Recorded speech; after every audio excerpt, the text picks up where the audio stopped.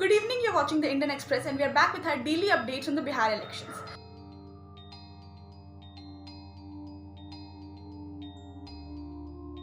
The second phase of voting concluded yesterday with a little over 54% turnout according to what the Election Commission has said.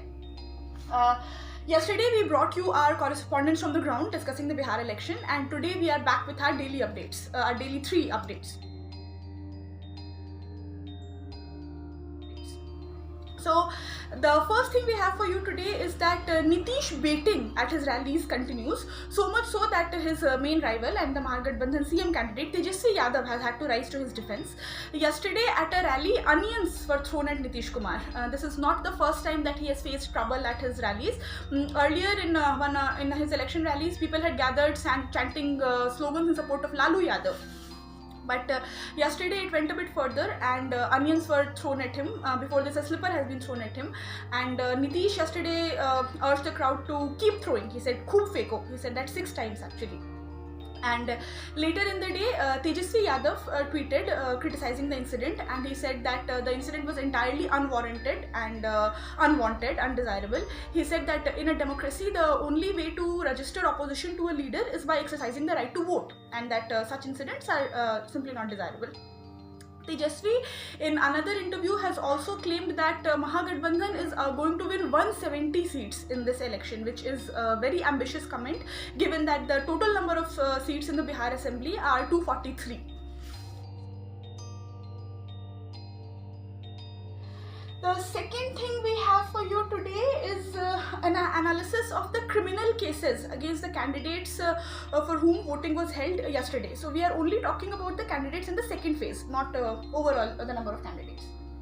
So 94 seats went to polls yesterday, and 34% of the candidates have criminal cases against them, which is 502 out of the total 1463.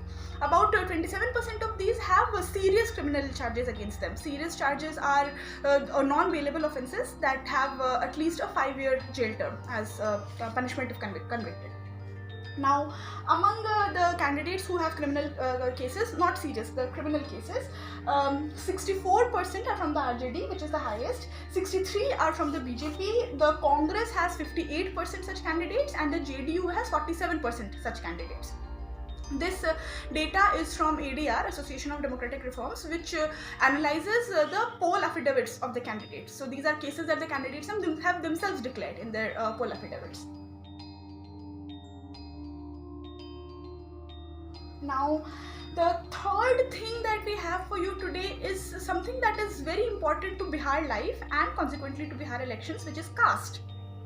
So, the RJD, of course, is known as the party of Yadavs. Nitish has built himself a constituency of EBCs.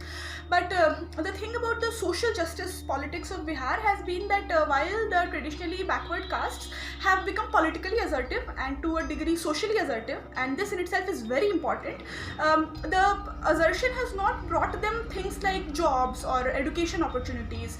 Basically, the material markers of progress have not really come their way.